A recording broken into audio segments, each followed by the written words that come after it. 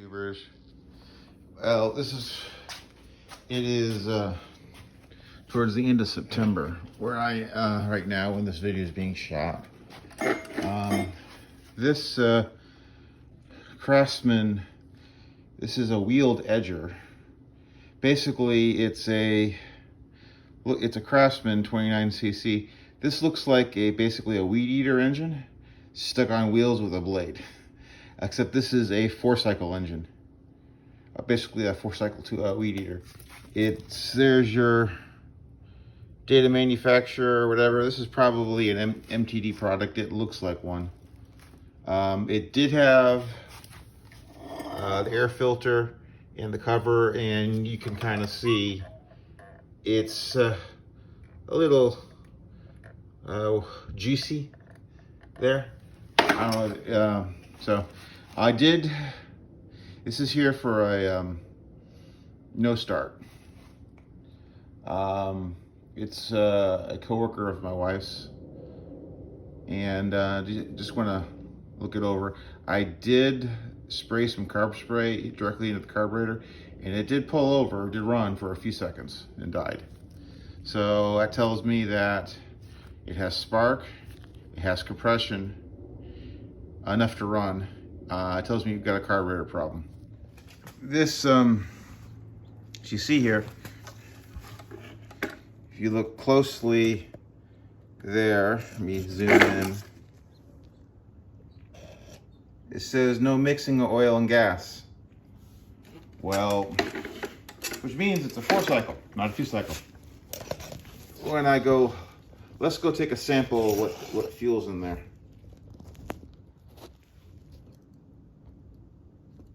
Here, I emptied the gas tank.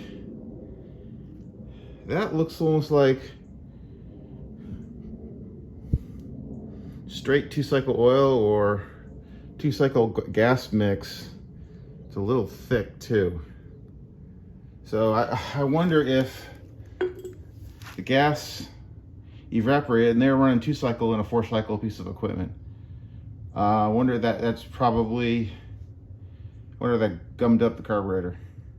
Or even if they did have a mix in there, was the mix right? Was the mix like 50-1? So, looking at this, this is the air filter. Look at this. I just squeeze it. It is saturated with oil. These 4-cycle weed eater type engines, they have a drain plug here, and there's your fill. I have this sitting on its side, so basically you fill it till it starts dripping out of the hole. So I'm gonna just turn it over. I'm gonna stick it in this old Kuo container.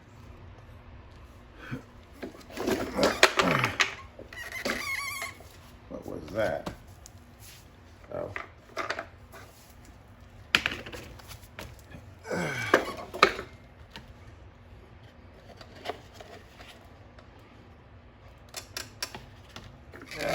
It's best to take the wheel off.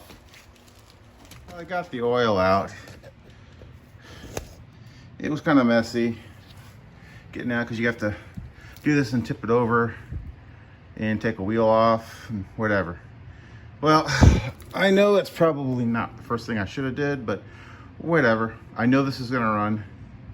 So it looks like what's happened is they are using 2-cycle fuel in a 4-cycle engine. And I bet you the gas tank is all clogged, carburetor is all clogged from the sticky 2-cycle oil. Even though this is 4-cycle and it does not need 2-cycle fuel. It looks like to get to the gas tank or get to the, you need to take off this plastic cover. So it's some Torx bolts to get this off, it looks like. And then this plastic part will come off. And then I believe I can get to the gas tank. After removing those bolts, you have to remove these 2 bolts here, then you can get to it, and then you can wiggle around and get the gas tank out. So this gas tank, because it had all the looks like 2-cycle oil in it. Need to clean it out and put some new fuel lines in. And hopefully that carburetor isn't too gummed up. Otherwise I'm gonna have to open it up and clean it up. So as you see here, here's the fuel lines are all cracked off, or that one is.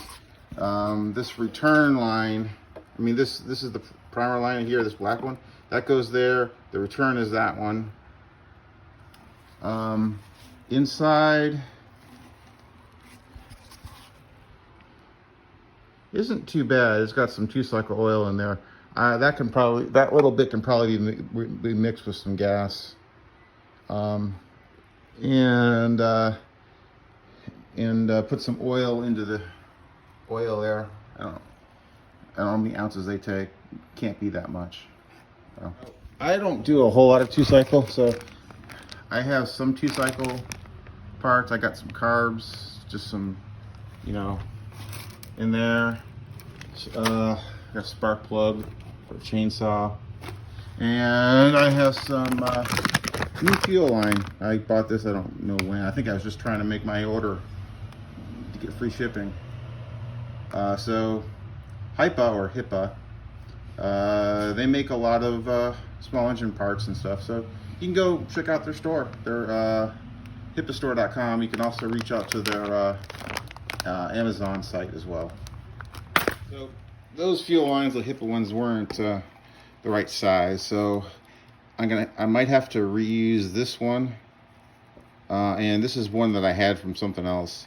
So I've got this little thing to help you put it in. So basically you put it in like that, and then you can pull it through. Maybe. You can see I got it in there. Now this is the stopper to keep it from going back in after you get it in. So all you do is just take some needle nose pliers and pull this out, and it'll pull this in. This will seal it as well. It's running now.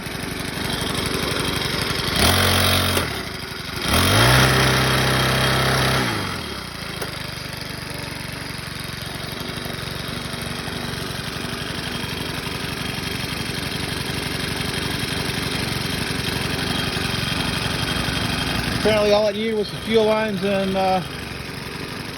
tank clean out and stuff, and some good fuel. Later. Yeah.